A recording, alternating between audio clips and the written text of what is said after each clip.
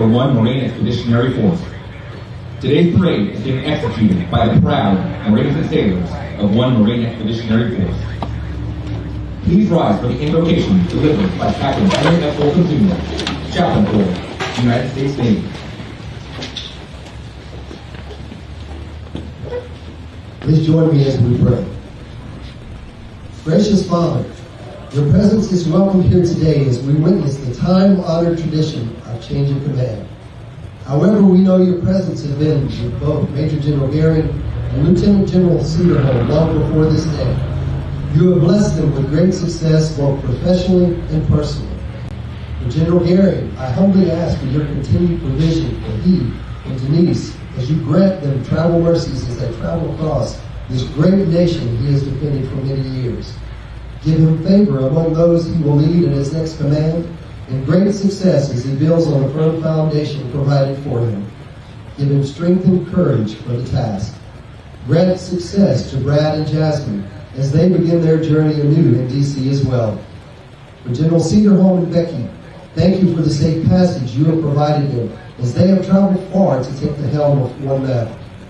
I ask your continued blessings on his family as they settle in a new location and begin to grow roots in our community. Guide their steps to new relationships and to renew old.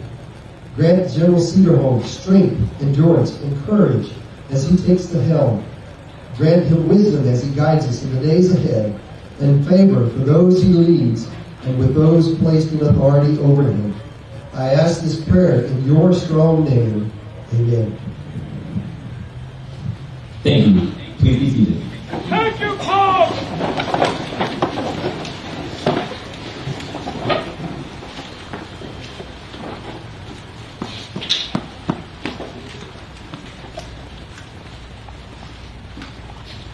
Present-day parades in the Marine Corps have their basis in both history and tradition. The mass formation of troops on one long line at close interval made possible the massing of firepower from the muzzle-loaded muskets of the past. The adjutant forms the line of battle, and in those early days, that line consisted of 2 or 3 ranks, much like the parade you will see today.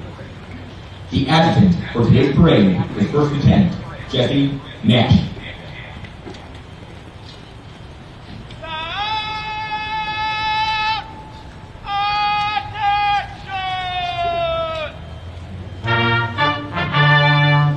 The marching units are now being called to attention, and the adjutant's command, sound adjutant's calls, will begin today's ceremony.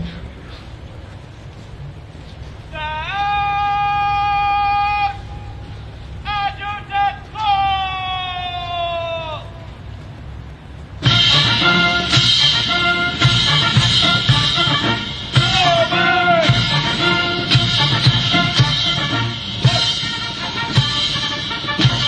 The 1 Marine Expeditionary Force, 1 MEF, is a formidable and battle-tested component of the United States Marine Corps, renowned for its exceptional combat capabilities and readiness. As a flexible and highly mobile force, the 1 MEF is capable of rapidly deploying and conducting a wide range of military operations. The origins of 1 MEF can be traced back to 1959, when it was first activated in Okinawa, Japan, under Fleet Marine Force of Pacific. A year later, it was redesignated as 1 Marine Expeditionary Force, 1 MEF, and relocated to Pendleton, California, where it has maintained its presence for the last 53 years. During the Vietnam War, 1 MEF played a crucial role in various operations, including providing support to the Republic of Vietnam government and assisting in counterinsurgency efforts. The force's extensive experience and adaptability in the complex and challenging environment of Vietnam solidified its reputation as a battle-tested and reliable combat force. 1 MEF was redesignated back to 1 MEF in 1988 and quickly cemented its legacy as a premier expeditionary force. It participated in Operation Desert Shield to deter further aggression by Iraq and promote regional stability. We walked our fusion football forces from Kuwait to further Operation Desert Shield, where 1 MEF commanders have adaptability and combat prowess were vital in the success of the coalition's swift and decisive victory, leading to the liberation of Kuwait and the expulsion of Iraqi forces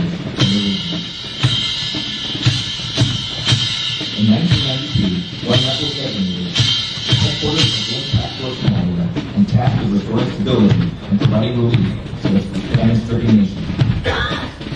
One MEF deployed with its major subordinate command, 1st Marine Division, 3rd Marine Aircraft Wing, as well as with elements of the 15th Marine Expeditionary Unit, Miele, in Operation Cederholm. During their operations, one MEF Marines conducted security operations, humanitarian aid distribution, and collaborated with United Nations peacekeeping forces to protect and aid civilians affected by the conflict on Gering. In the 2000s, one MEF played a crucial role in both Operation Enduring Freedom and Operation Iraqi Freedom, including significant success of the United States military engagements in Afghanistan and Iraq. During Operation Enduring Freedom, one MEF units executed a range of missions, including combat operations, humanitarian assistance, and stabilization efforts.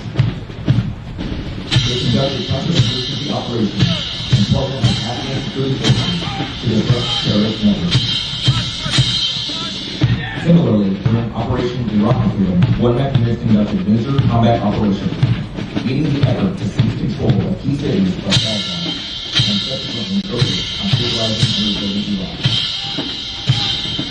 Their involvement demonstrated exceptional combat capabilities, adaptability, and commitment to fulfilling mission objectives, solidifying one MEF's reputation as a highly effective and versatile force in modern warfare.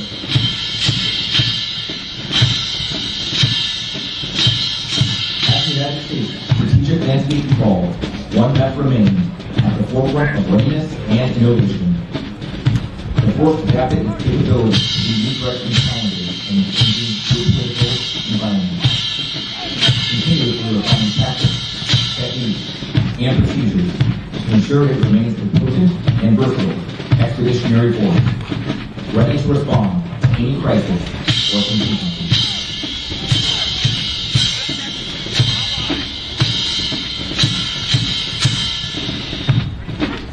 Throughout its history, one MEF has upheld the highest standards of excellence, with its service members embodying the core values of the Marine Corps: honor, courage, and commitment. As a crucial component of the Marine Corps, one MEF stands ready to defend the nation's interests, respond to emergencies, and contribute to global security whenever and wherever called upon.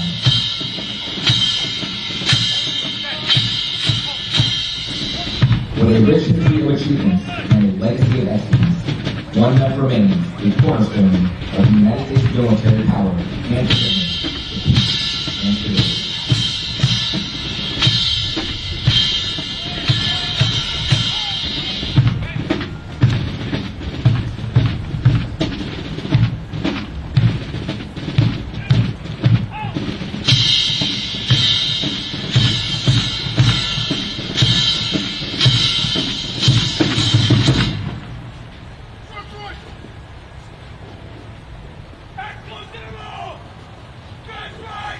The force is now being aligned from left to right in order to form them into their exact positions for the parade.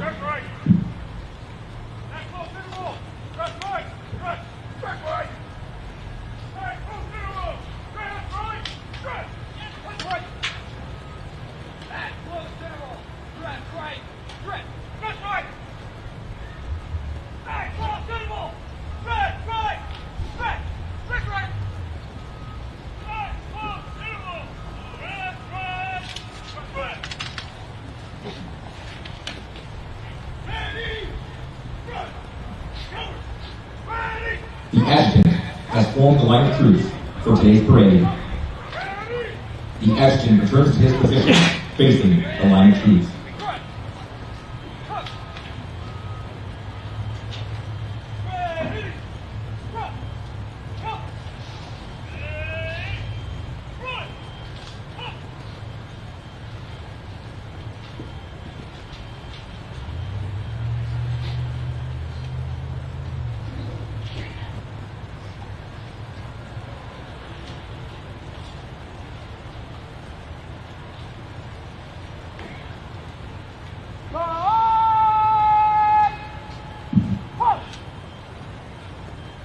The adjutant will next command sound off. This will signal the band to parade forward of the assembled line of troops while playing military marching music.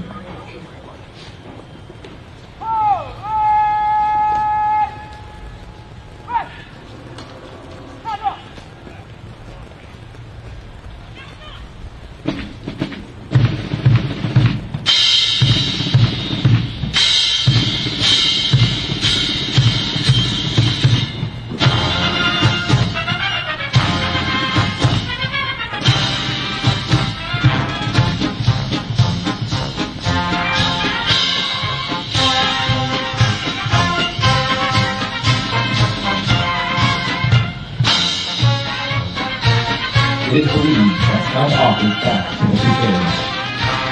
When troops of Knights of the Crusades comprised of their embarkations, they were formed on the right of the line between the band and the other troops separate. At the outset of last year, the band got 3/4 of the present-day combat, while the other troops to further honor the volunteer Crusaders, the band then marched out from the line and trooped up and down their flanks. The square formation used by the band and its daily terms and compromises dates back to 300 BC, when Alexander's Macedonian friends Scripture were all enemies and instituted.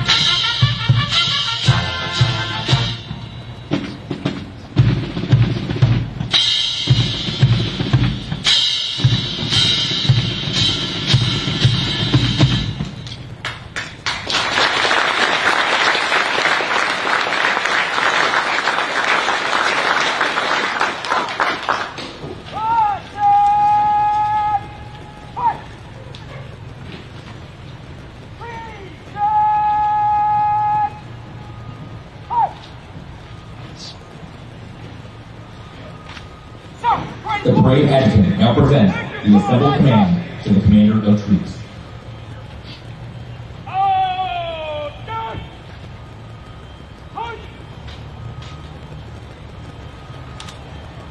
Receive the report, sir.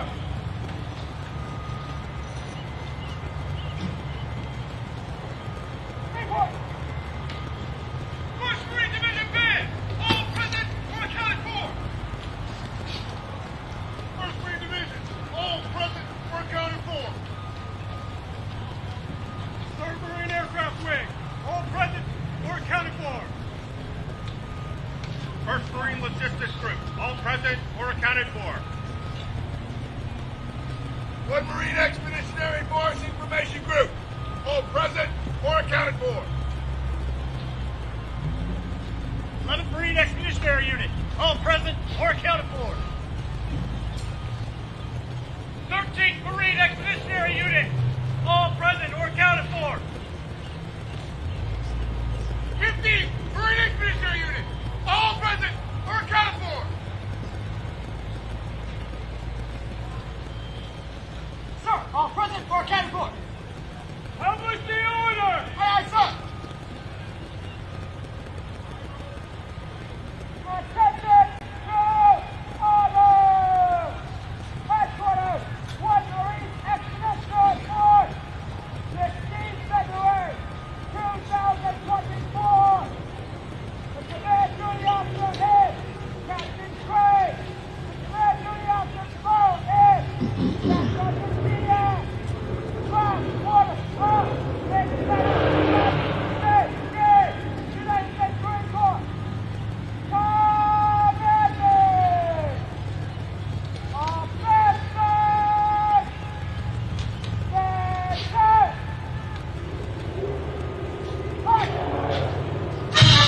At the command, Officer Center March, all unit commanders march to the front and center of the formation. Historically, it was at this point that the unit commanding officer would issue orders and instructions to the unit commanders.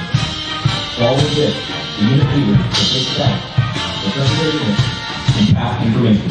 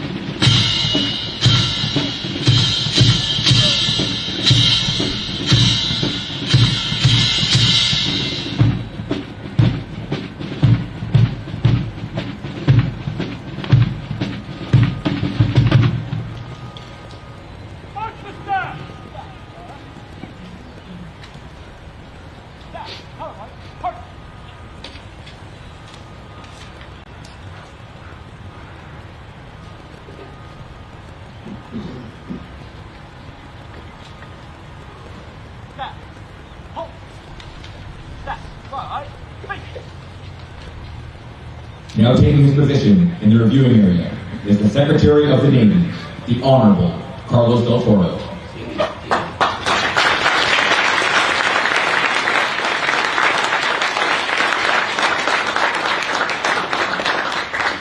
Ladies and gentlemen, please rise for honors for the Secretary of the Navy.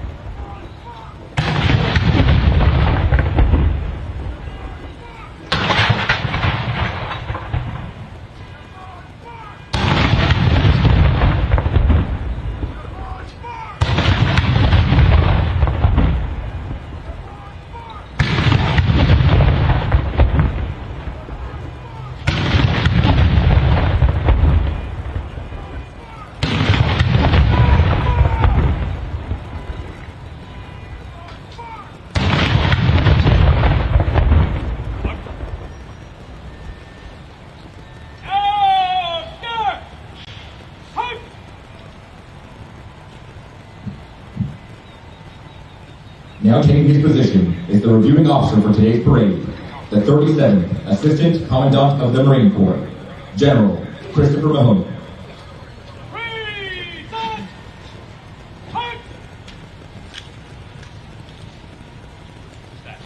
Honors to General Mahoney.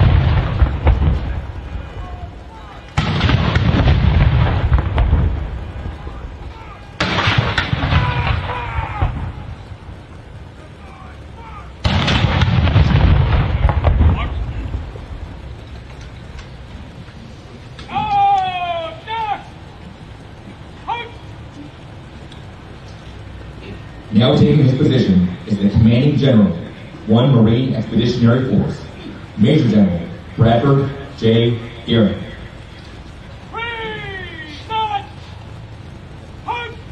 Honors to Major General Gering.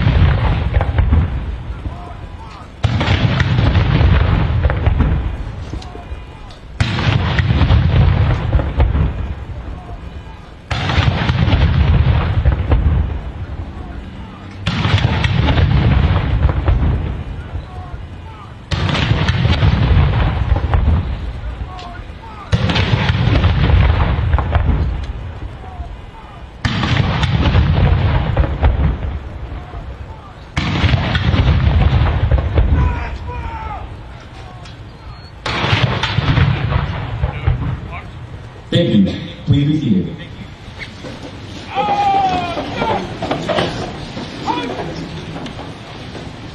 Now taking his position in the reviewing area is Lieutenant General Michael S. Cederholm.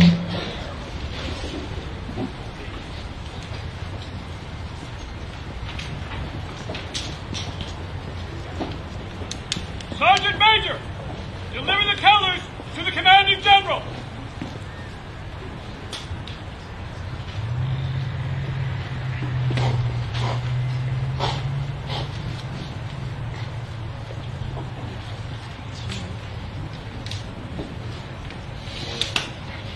We now come to the ceremony's most solemn moment, the actual passing of command. The battle colors of a Marine Corps unit symbolize the authority and accountability of command. Transferring the colors during the ceremony symbolizes the relinquishing of command by Major General Bradford J. Gering, and by accepting the colors, Lieutenant General Michael S. Cederholm accepts command and confirms his total commitment to the Marines and sailors that he will lead.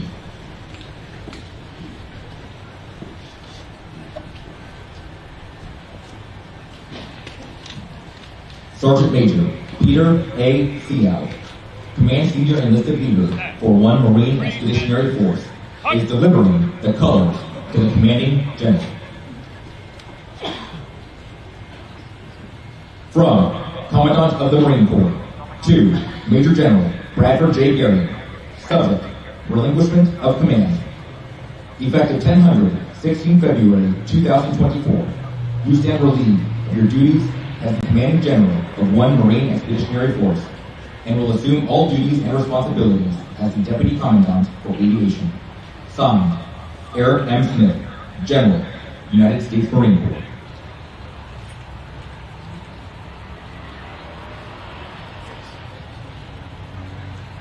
From Commandant of the Marine Corps to Lieutenant General Michael S. Cederholm, subject, assumption of command. Effective 10/16 February 2024, you will assume the duties as Commanding General, 1 Marine Expeditionary Force. Signed, Eric M. Smith, General, United States Marine Corps.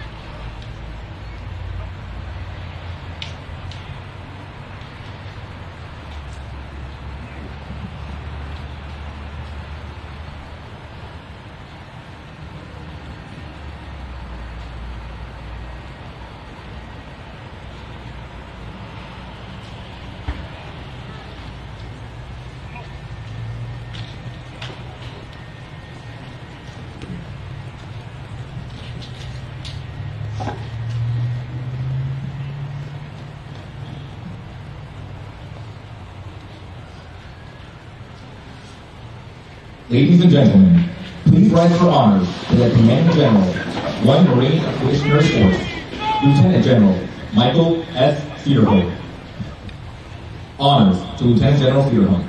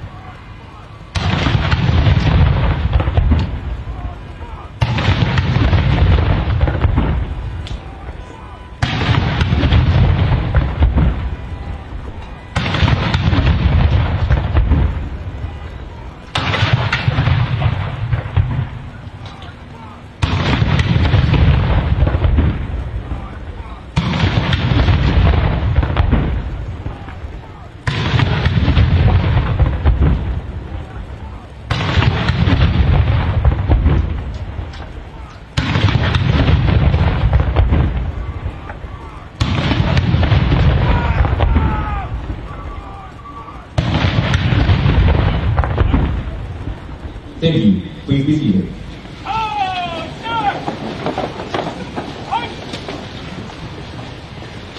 Now taking his position in the reviewing area is the Secretary of the Navy, the Honorable Carlos Del Toro. Officer to be promoted! And all colors! Center! March!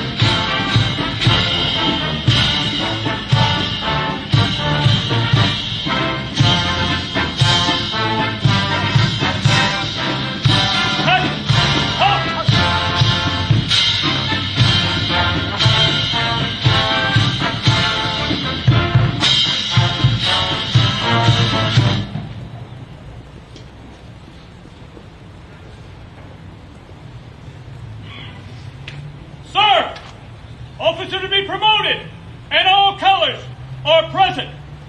Very well. Carry on. Aye, sir.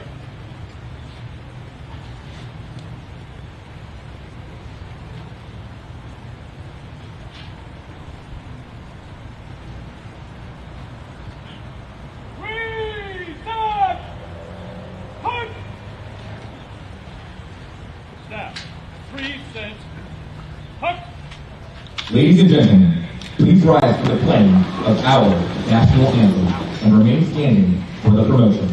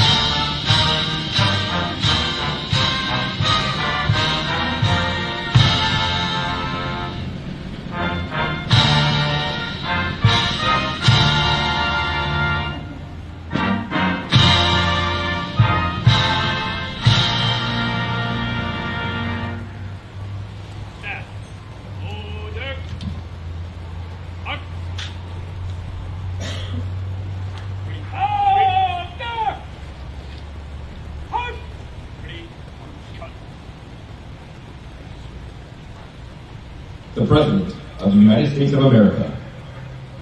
To all who shall see these presents, greeting. Know ye that reposing special trust and confidence in the patriotism, fidelity, and abilities of Bradford J. Gering, I do, by and with the advice and consent of the Senate, appoint him a Lieutenant General in the U.S. Marine Corps, to rank as such from 16 February 2024, while serving as the Deputy Commandant for Aviation, Headquarters, United States Marine Corps, in accordance with the provisions of Title 10, U.S. Code, Section 601. Given under my hand in the District of Columbia, this 5th day of December, in the year of our Lord, 2023, and in the 247th year of the independence of the United States. By the President, signed, Eric M. Smith, Commandant of the Marine Corps. Signed, Carlos del Toro, Secretary of the Navy. Now joining General Gering is his wife and daughter.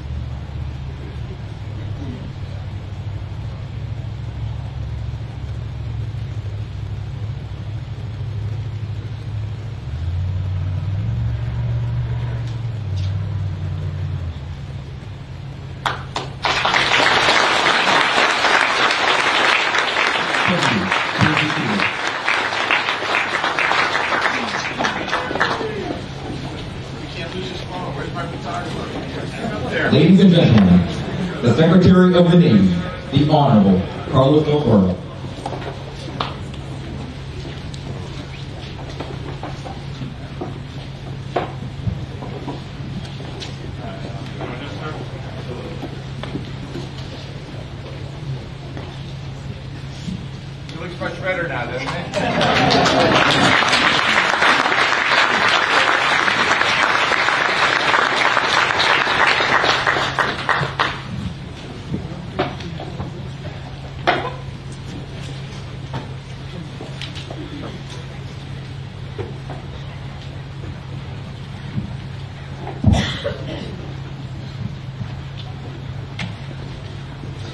morning, everyone. What an extraordinary moment. I'm so honored to have been invited here to be with you all. It's an honor to be your 78th Secretary of the Navy. I've been so now for 2.5 years. But I can't help but reflect back to my very first night as Secretary when I swore the oath of office in front of the Iwo Jima Memorial in honor of all the Marines that I have served with, in addition to the sailors, since I was a young ensign graduating from the Naval Academy, but in particular honor to all the Marines that served in Afghanistan and Iraq over the past 20 years. It was a special moment for me then, and it's a special moment for me now to be with each and every one of you who've given so much in service to our country. As we celebrate the service of Lieutenant General Gering and welcome Lieutenant General Cederholm as he assumes command of I Marine Expeditionary Force, thank you. First and foremost, I would like to thank Lieutenant General Gering's family, including Denise and Jeff. Denise, as a Marine Corps spouse, you have shouldered an incredible burden, taking care of the Marines, sailors, and families of I MEF, while also taking care of the command at home as well, too. Thank you for your service as a spouse and champion of our I MEF family. And to all the families out there, to all the spouses, to all the children, thank you for your service to our nation as well. Jasmine, thank you for your years of sacrifice, of support, and of love. I know growing up as a military child was certainly not easy, but I also know that both you and Bradford were and continue to be a source of encouragement and inspiration to your father every single day. I also want to thank Lieutenant General Cederholm's family for being here today. Welcome to your wife Becky, son John, daughter-in-law Lindsay, mother Sylvia, mother-in-law Jennifer, and brother-in-law Lieutenant General John Fleming as well. I would be remiss if I did not acknowledge again Medal of Honor recipient and Lieutenant General Cederholm's father-in-law, Colonel James Fleming, United States Air Force. Sir, thank you for your service to our nation, for the sacrifices that you made and the courage that you demonstrated when you served as a very young lieutenant in the United States Air Force. You truly served as an example to all our service members across all services about everything that's right about our country. Thank you also to General Mahoney for your service as our Assistant Commandant as General Smith prepares to take back the reins. Now, rumor has it, General, I heard recently that you might have General Smith tied down in the basement of his home. You might be enjoying this job a little bit too much. But I did call Trish last night, and she confirmed for me that he was in fact not tied down in his basement, and that he is recovering extremely well, and we look forward to having him back as our Commandant. But in the meantime, the sacrifices that you and your family have made, and your exceptional service as the Assistant Commandant and Acting Commandant of the Marine Corps, we simply cannot say enough to you for the leadership that you have demonstrated during these difficult times for our Marines. So thank you very much, Commandant. And thank you to all the many distinguished visitors, guests, families, and friends joining us here today for this ceremony as one Marine Corps family. It was with great pleasure that I stand before you to witness this momentous occasion, the changing of command and responsibility from one commanding general to the other. But before I go any further, I want to take a moment to acknowledge the tragic loss of 5 Marines from Flying Tigers earlier this month during a training exercise. My prayers are with the loved ones of these Marines. It is a sobering reminder of the dangerous work that you do every day to ensure that our freedoms and our safety will always be there. Thank you all for your selfless service to this country, and just ask for just a few moments of silence in their honor.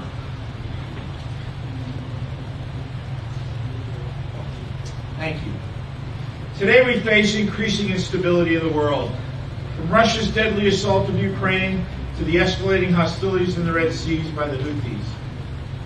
The People's Republic of China remains a critical threat, rapidly modernizing and expanding its military in an attempt to reshape the Indo-Pacific region and the international system. And so I am filled with pride knowing that 1 Marine Expeditionary Force is a firm pillar of our Marine Corps, indeed our national defense. As the Marine Corps' largest Marine Air Ground Task Force, the warfighting MEF, 1 MEF, plays an integral role in regional stability. 1 MEF is deployable anywhere, anytime, and under any circumstances, and you do just that. I was proud to have served with you during Desert Storm and Desert Shield as well, too. The warfighting MEF is indeed a well-deserved nickname. Your footprint reaches every inch of the globe. This past year alone, 1 MEF participated in theater security cooperation exercises and strengthened ties with our international partners. Through these exercises, we demonstrated the warfighting prowess of our Marine Corps and also reaffirmed our position as a training partner of choice with our international partners and allies from around the entire globe.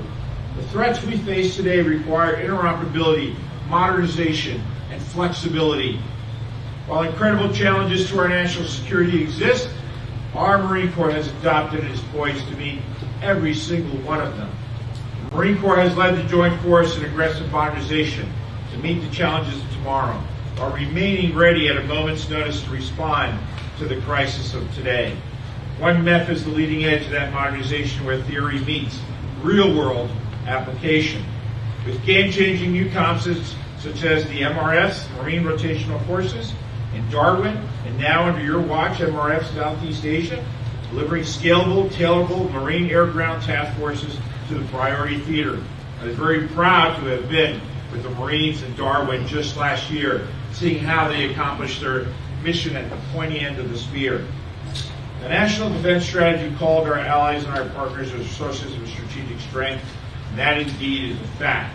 There is no outfit that better develops those relationships than 1 MEF. On its most recent rotation, MRF Darwin embedded with our Australian friends for most of 2023, participating in some of the largest bilateral and multilateral training exercises in the entire world, exhibiting its capabilities across the spectrum of conflict and crisis response to combat operations while integrating with more than a dozen partner nations. MRF Southeast Asia deployed its second rotation last year in support of security cooperation exercises with a number of partners, including the Philippines, Malaysia, and Indonesia. And those Marines are already delivering real-world benefits to our allies and partners. Marines and sailors from the 1st Marine Logistics Group deployed to Palau, where I'm going next week, and supported improvements to the Palauan infrastructure. And from June to September 2023, 200 Marines and sailors participated in Koh Moana, conducting theater security operations in Papua New Guinea and the Federated States of Micronesia, and strengthening our relationship with partner nations in Oceania, nations which have become increasingly important to the security of the theater in the face of malign actors in the Pacific. In addition, 15th MU completed dynamic training cycle.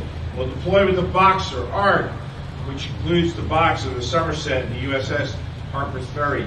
The Boxer ARG will execute maritime security operations, theater security cooperation exercises, crisis response, all while maintaining the forward presence of our Navy and Marine Corps.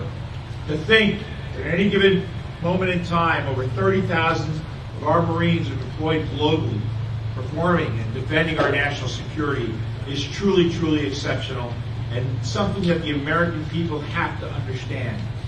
As we face threats today in the Middle East and in the Mediterranean, the baton ARG-U stands in defense of our nation. And the Eisenhower Battle Group in the Middle East defends our national security every single day. This is not commonplace, folks. This is real, real special. And it's defense of our national security and the economic security interests of our nation. And the American people simply can't forget that. In closing, as Marine Corps doctrinal publication once states, and I quote, "War is both timeless and ever-changing," unquote. And 1 MEF has evolved to meet the varied demands of our national security and our defense. While modernization and new technologies give us the competitive edge during combat, the ultimate reason for 1 MEF's lethality is indeed its people. Marines, an advantage that gives adversaries pause. The sailors and Marines who make up one MEF are pivotal to our success, which brings me back to the commanding generals themselves, incoming and outgoing, and the enormous task of leading one MEF. Lieutenant General Gering, thank you for your service to your nation, to our Marine Corps. Last August, when you took command, General Smith told you that you weren't an acting commander. You didn't act like an acting commander. You're a full commander. You were in command of one MEF. And you certainly executed that mission with extraordinary professionalism and success. You took care of our force's most precious assets. And I wish you and your family the best of luck in Washington, D.C., as you assume the role of Deputy Commandant for Aviation and fight battles and conflicts of a different kind.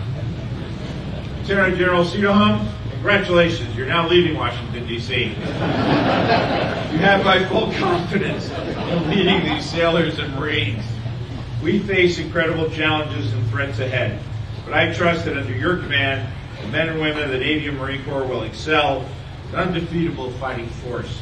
As Secretary of the Navy, I'm proud to serve alongside each and every one of you. In fact, I serve you. I serve all of the Marines who are here today. I am proud. I look forward to the many successes of one MEF under your command. May God bless each and every one of you. May God bless the United States of America. Thank you.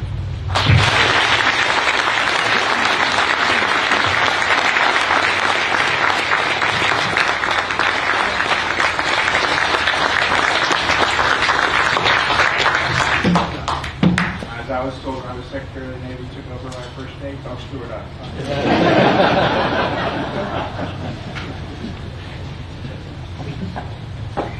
Ladies and gentlemen, a message from the Commandant of the Marine Corps for Lieutenant General Gering. Miele, congratulations on a job well done. The accomplishments of one Marine Expeditionary Force during your tenure are a direct reflection of your outstanding leadership. With you at the helm, one MEF ensured vital innovation within the MAGTAC and prepared us well to advance our responsiveness in an ever-changing and uncertain security context. Your comprehensive and holistic approach to readiness will have lasting and positive impacts for years to come. Through your commitment to modernization, you substantially advance the posture and lethality of the one MEF team. I also greatly appreciate your efforts to strengthen our relationship with the local community and ensure our Marine stationed there are representing our Corps appropriately. The Marine Corps is grateful to you and Denise for your leadership as well as everything you do for our Marines and sailors and their families. I look forward to having you back in the Pendleton as Deputy Commandant for Aviation. For Lieutenant General Cederholm, home, as you assume command of one MEF, know that you have my total trust and confidence. I know you will set the bar high and bring the same outstanding leadership you have demonstrated as Deputy Commandant for Aviation throughout your career.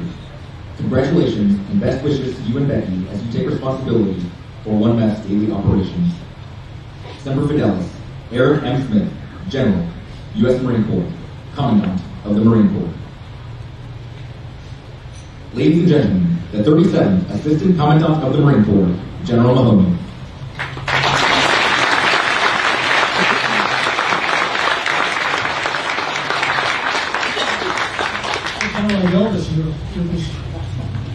Mr. Secretary, thank you for those words. I don't think there's much left on the table to talk about, but I will start by welcoming all the other general officers, the admirals, the sergeants, majors, the master gunnery sergeants, and all the friends, a deep bench of friends for one MEF. Miele, Denise, congratulations on the promotion, and congratulations on a very successful, albeit short, tour. You know, about 7 months ago, general officer nominations were put on hold. They were disrupted for holds in Congress. There's someone sitting here today that through his aggressive efforts, but he won't take credit for it, and pressure, helped bend and eventually break those holds, and that's our Secretary, Carlos Del Toro.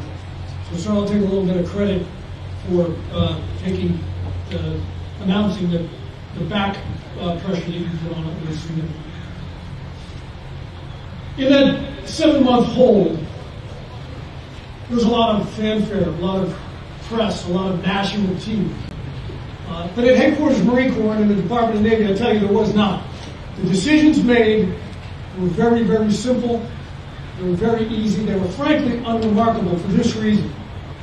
But in the Marine Corps, when there's a hole, if someone goes down or there's disruption, we live by the maxim, next Marine up. And in this case, Brad Gering was the next Marine up. I've flown with this Marine, I've trained with him, I've been in combat with him, we've instructed together at Knots 1. One word to describe, he's a thoroughbred. He thinks fast, he runs fast, he leads fast. All the things that the Secretary laid on the table, deployments, employments, all very, very true. And let me just put a finer point on it. There's a balance there between current readiness and crisis response, which is our core mission, and continuing to press on modernization for the fight that we hope doesn't come, but that might come. My evidence is here in these Marines, my evidence is in the equipment, my evidence is in the posture of one MEF, both to provide, as the song says, response in every climate and place, and to push modernization forward.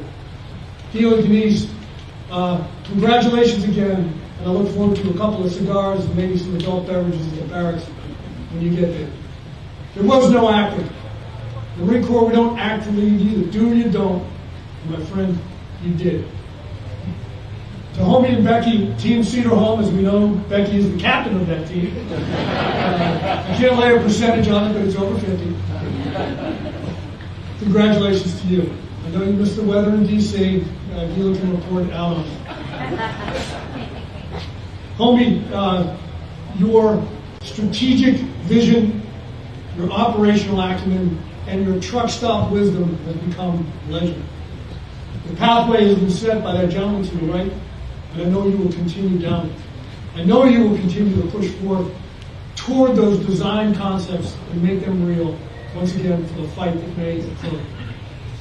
But also, I know you will be ready to take and put the one MEF boot on the throat of people who may require that sort of therapy. So congratulations to you both. Semper Fidelis, my friend, you are the next man up. Thank you.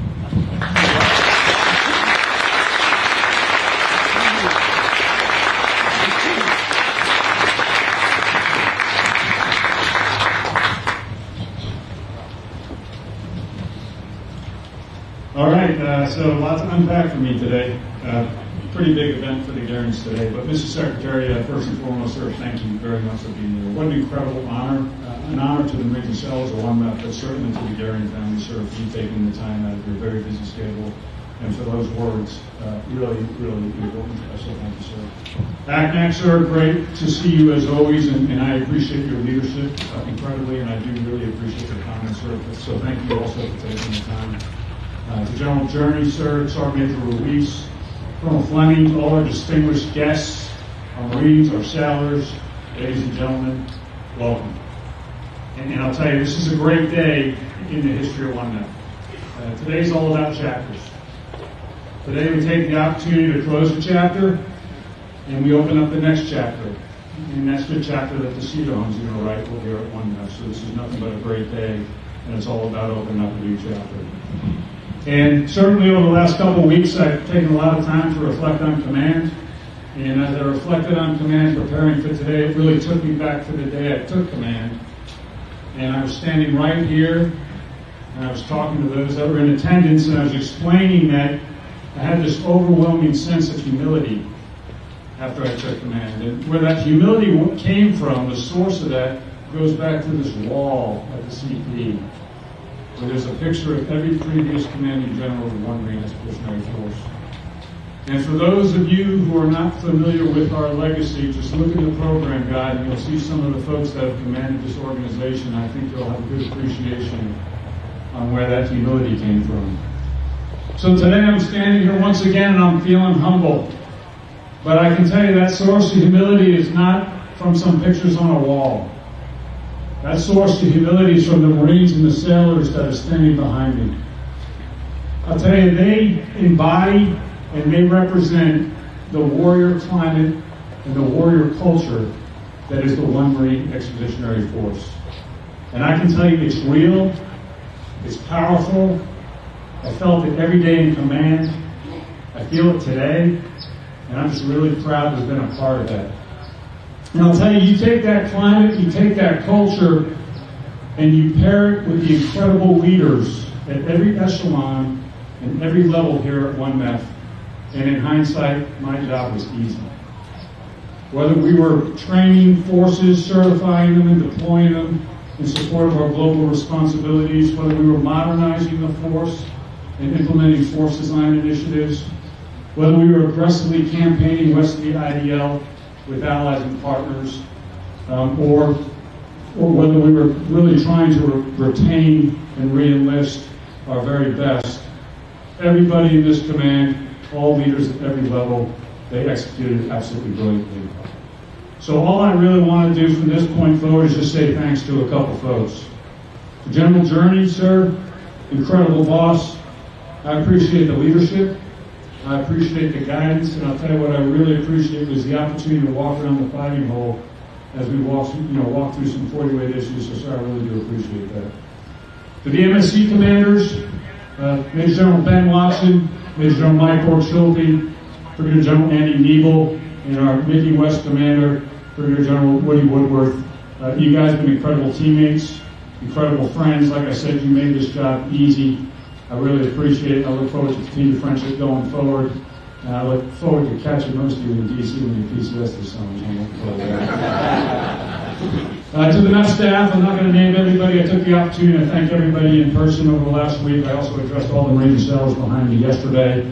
But just three people I want to mention. Brigadier General Rob Fulford, my Deputy Commanding General. I could not have picked a better Deputy Commander for I MEF if I was even given the opportunity. And I wasn't even given the opportunity, but hands down, the finest, incredible General Officer and Deputy that I could have ever asked for. So thanks a lot for that, Rob. Second, I want to thank our Chief of Staff, Country Meyer, who's our Commander of Troops today. And incredible Chief of Staff, and our President of the United States just nominated him for a star. No mistake there, super well deserved. So I can see great things in the future for Country Meyer. And to our Sergeant Major Seow, impeccable in every regard. I couldn't ask for a better command Sergeant Major here at I MEF. Everything he does for the command, everything he does for our Marines and sailors each and every day. So thanks very much, Sergeant Major. Switching over to the waterfront. I know Admiral Boyle can't be here today. He's commissioned in his son in Newport as we speak. But I'll tell you, the relationship with 3rd Fleet and ESG Commander Randy Peck is here. I've never seen it stronger. I'll tell you, we talk about things like naval integration. I don't talk about naval integration anymore. I talk about naval warfighting. Because that's what happens here in the SoCal area war between the United States Marine Corps and the United States Navy.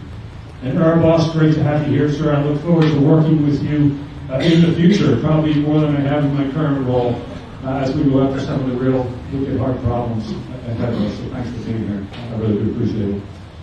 Okay, finally to my family. To Denise, Jasmine, and Brad, who can't be here today. This is our 3rd change of command in 7 months. So a lot of speeches. And I think I said things like, you're welcome. I said surprise. I said I love you. I said thank you for loving this life as much as I do. Let me just tell you once again, honey, I love you. Happy anniversary. And the dog's driving with you as we go east, which I know you'll all appreciate. And of course, to Jasmine and Brad, cannot do this without your love. Okay, so finally now to the Cederholms. Homie, Becky, on behalf of Denise and I, welcome to the I MEF family, and congratulations on taking command of I MEF. What an amazing day. I'll tell you, I've got an incredible amount of confidence on where the MEF is today, but I take even more comfort and have even more confidence knowing that you're in charge. And Denise and I, we're going to watch with envy from Washington, D.C. to see where you take this place. So really happy. Couldn't have picked a better guy. And I'm really happy to be able to hand this off to you and see where you go. So ladies and gentlemen, that's it for me. It has been an absolute honor. And it is now my honor to introduce to you the Commanding General of the I Marine Expeditionary Force, Lieutenant General Mike Cederholm.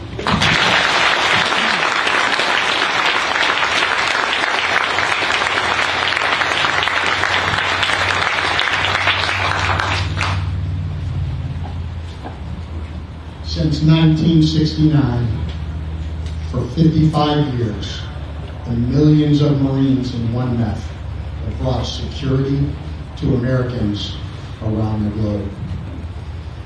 They've brought freedom to the oppressed They brought hope to those that are in despair. And they killed those adversaries foolish enough to threaten America's or American security around the globe. Mr. Secretary, ACMAC, General Journey, Ms. Sue, Sergeant Major of the Marine Corps, distinguished guests, Marine sailors, families, friends, patriots all, we're honored. Your presence means the world to us here today. So thank you for joining us. I'd like to first start out by saying the Marines in front of you look remarkable. 8th and I prides itself on being America's ceremonial drill company and platoon in the United States, and they are wonderful. They have nothing on the Marines that you see standing in front of you today. So how about a big round of applause for those Marines?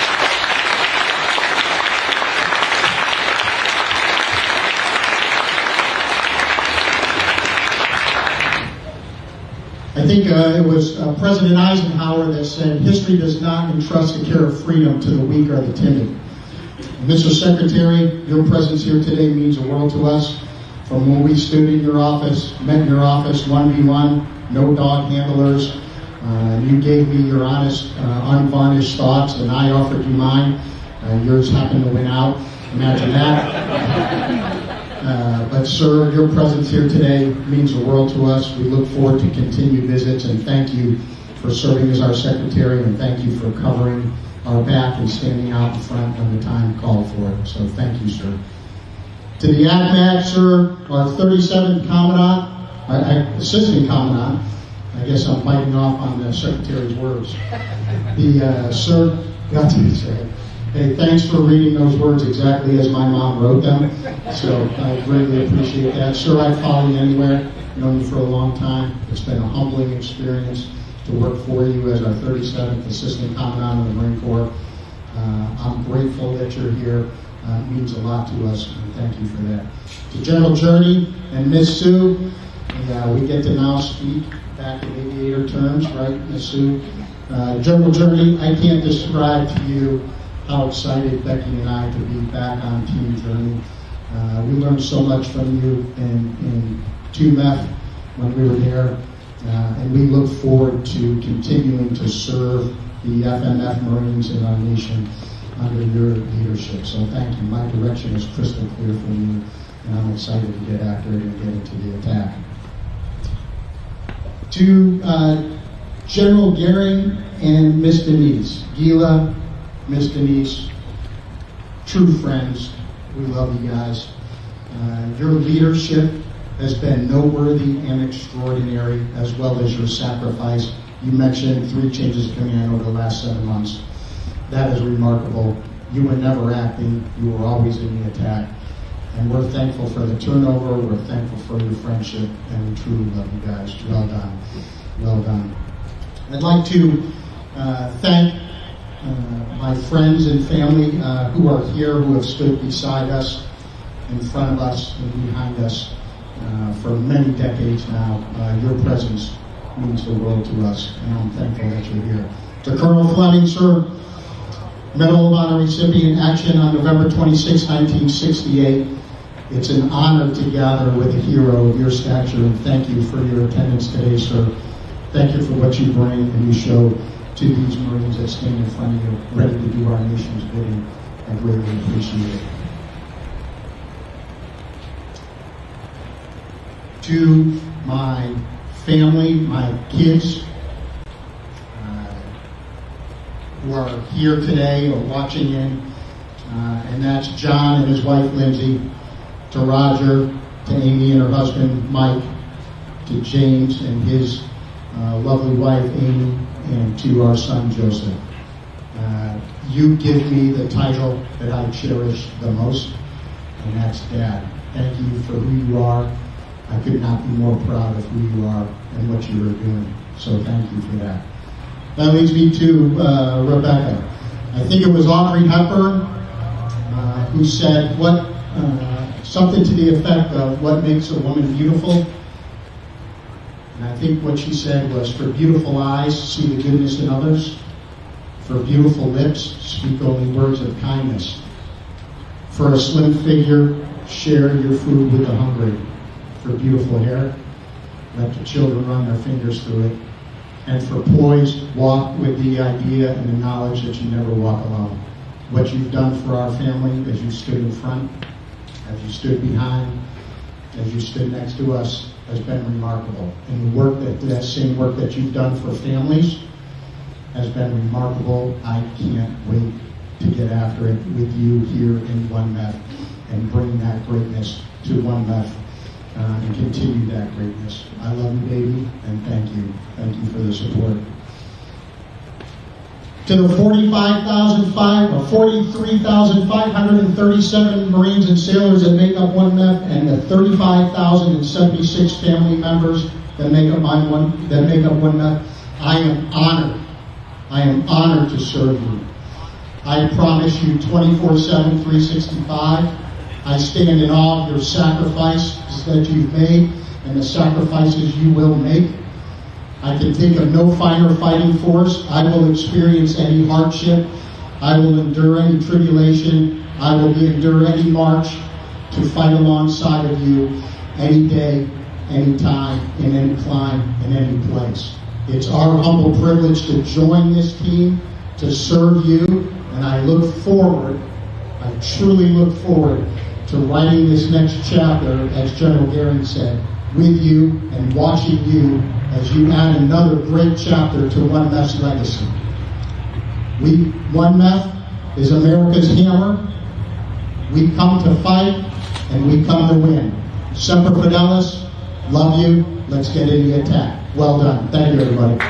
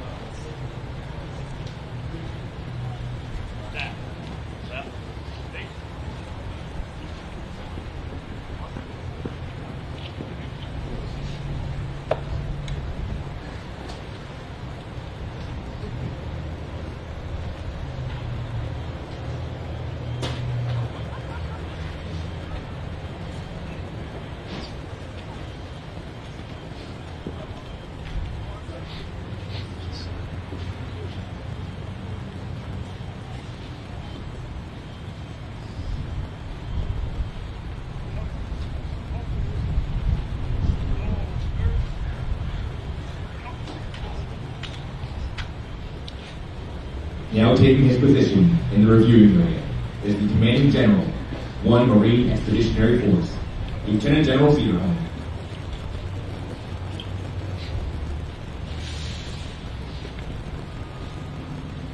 Marks of command in review. Aye, sir! Head! In! Review!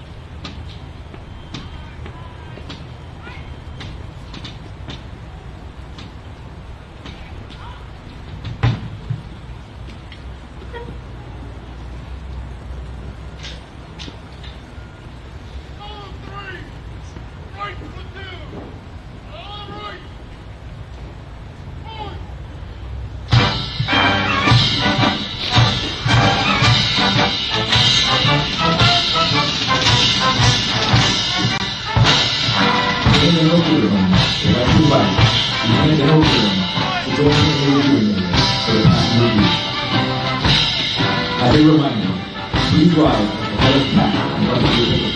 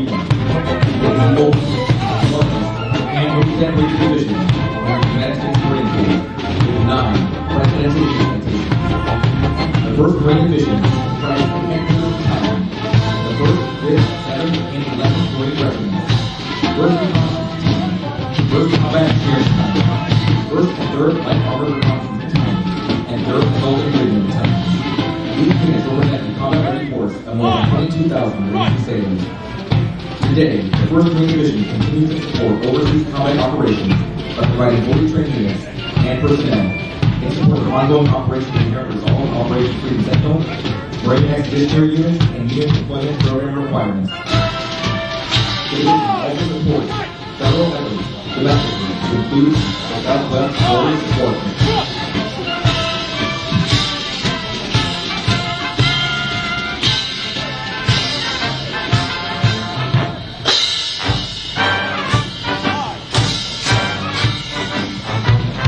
Representing the 3rd Marine Aircraft Wing Commander is Colonel William J.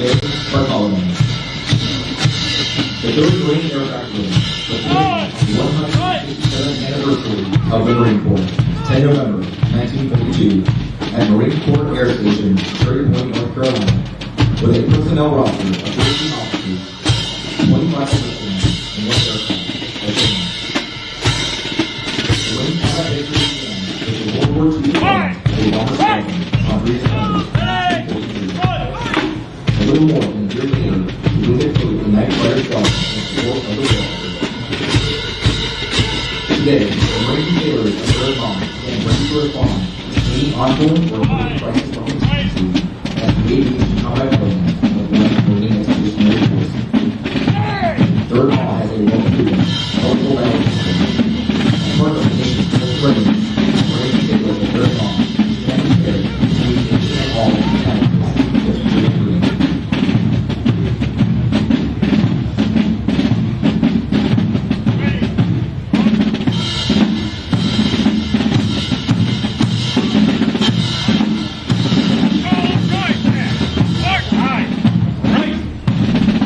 Representing the 1st Marine Logistics Group Commander is Colonel John J. Wiener. The 1st Combat Service Group Service Fleet Forces on 1 July 1947 at Pearl Harbor, territory of Hawaii, and later relocated to Camp Pendleton, California in July of the same year.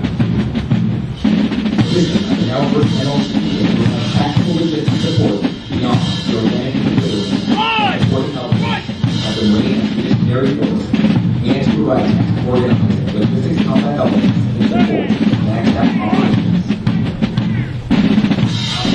The Marine Corps is continually assessing adapting deployment, creating vulnerable presence challenges. The 1st Marine Logistics Group will play a crucial role in supporting future operations of the battle.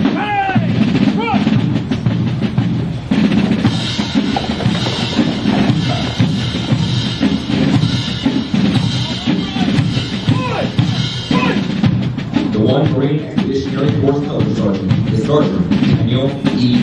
Yant.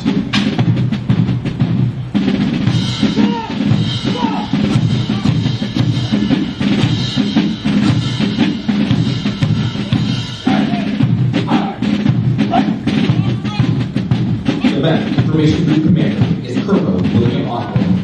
Activated 1 October 1989 in Pendleton, California, as first Surveillance Reconnaissance Intelligence Group and the 1 Marine Expeditionary Force. In July 2017, the unit was redesignated to its current name as 1 Marine Expeditionary Force Information Group. With the redesignation, 1A became the Information Coordination Committee over the warlike capabilities of 1 Marine Expeditionary Force. As part of the Force Design 2030, the Corps Maj transformation from the force soldiers and the civil military to one prepared for control and future operations for the near-peer activity. It has enabled 1 Marine Expeditionary Force to build and sustain effective offensive operations to stay ahead of the enemy and make the environment. With the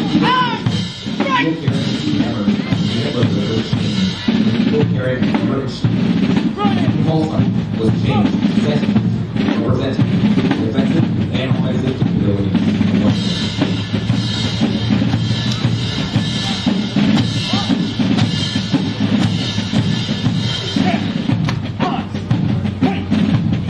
representing the 11th Marine Expeditionary Unit Commander is Lieutenant Colonel Stephen M. Gering, temporarily activated as the 17th Marine Amphibious Unit on 13 June 1979 and various times during the early 1980s. The unit was redesignated on 25 July 1984 and officially redesignated as the 11th Marine Expeditionary Unit on 5 February 1988 again in California. Possibly in November of 2020, the unit was deployed in support of West with USS Essex in mid-August 2009. On returning back home in March 2022, the other two Southeast Asia Regional Operating Line, which was later named Relinquished Force Southeast Asia, deploying to Southeast Asia September 2022. The 11th was actively engaged in various operations with combat and interrogations. The 13th Marine Expeditionary Unit Commander is Colonel Stuart W. Glenn. The 13th Marine Expeditionary Unit was active on February 1985 in Pendleton, California. As 13th Marine Amphibious Unit Marine Force and assigned 1 Marine Amphibious Force. The unit was redesignated on 5 February 1988 as 13th Marine Expeditionary Unit. From April 2002 to July 2023, 13th prepared and borrowed and deployed on the Western Pacific Front, where it conducted operations across a diverse set of complex tasks, leaders in cooperation exercises, and experimentation. Notably, this deployment marked the first time in more than 22 years a new campaign with U.S. military honor for the entirety of the deployment. Additionally, the 13th was the first unit to two full aviation squadrons and multiple operations with the various versions and the joint force.